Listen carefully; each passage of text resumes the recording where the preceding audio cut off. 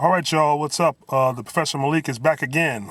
As many of you know, on last Monday night's whack-ass entertainment, Monday Night Raw Snooze, I like to call it, there was a main event segment featuring a contract signing between current Divas champion Charlotte Flair and Paige. And as you know, during that verbal exchange, there was a reference to Charlotte's late brother's death, Reed Flair, who died in 2013 of a drug overdose. Once again, whack-ass wrestling entertainment never ceases to amaze, as someone else has often said, profiting off dead talent. And this is a talent that never wrestled in WWE. But it's Ric Flair's son, so they use his death as an angle, which is basically distasteful, disrespectful, and just downright doggy dog. But hey, that's WWE. On the latest edition of Ric Flair's podcast, his Woo Nation, Flair addressed the controversial angle and said he was blindsided and was not told in advance by WWE creative. Now, some reports have said that that this was Charlotte's idea, which is 100% false. Now, Ric Flair has said, and I quote, is still new to the company, and she is not in a position to say no. And I kind of wonder what that means in any term or any reference. Not being in a position to say no could mean not saying no to creative or not saying no to Vince McMahon when he wants you to drop your panties. But that's another story. Anyway, a quote from Flair said, "Here's the problem. Obviously, I have an opinion, but I'm afraid to voice it because I don't want anything to affect Ashley's career." Of course not. Everyone's brainwashed and blinded by money, fame, and power and glory.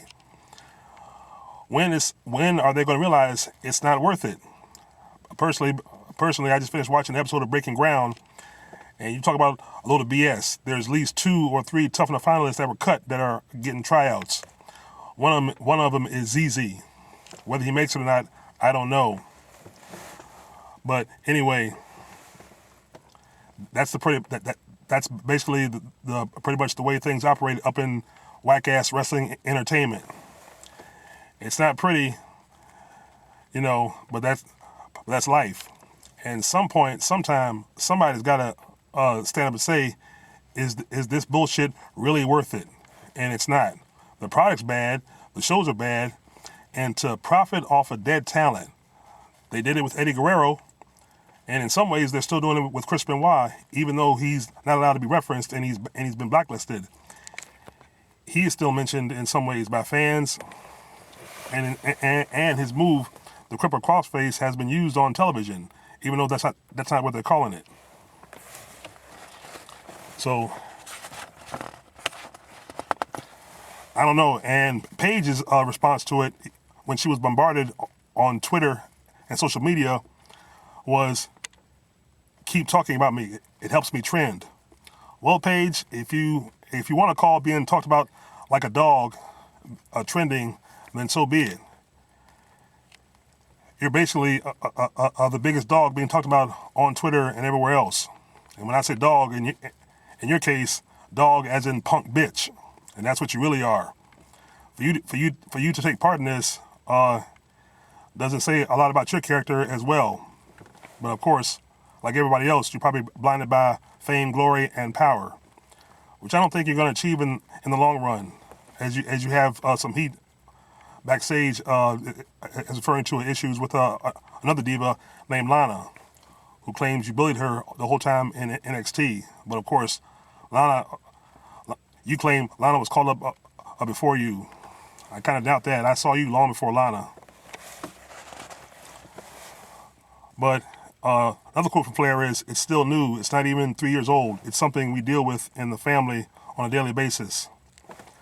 Once again, Reed Flair's death should not be used as an angle, not for a storyline, and damn sure not for entertainment. Somebody needs to slap Vince, Triple H, and the whole damn creative staff up in that office and say, you know what? References to dead wrestlers, and especially if it's family of a talent that's currently on your roster, is now banned from WWE.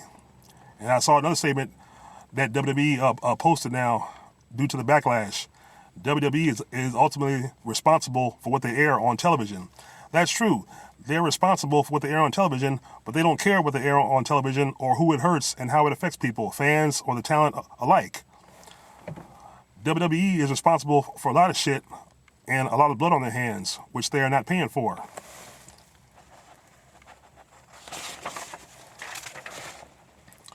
Despite rumors to the contrary, once again, it was not Charlotte. It was not Charlotte's idea. My only guess is, like I said, this was Vince and Triple H's at the last minute.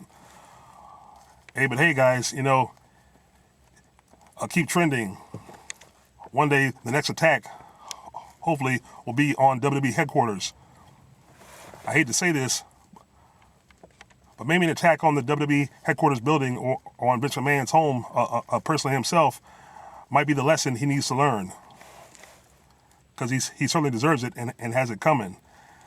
That's just my personal opinion. Leave your thoughts and comments, and let me know what you think. Peace.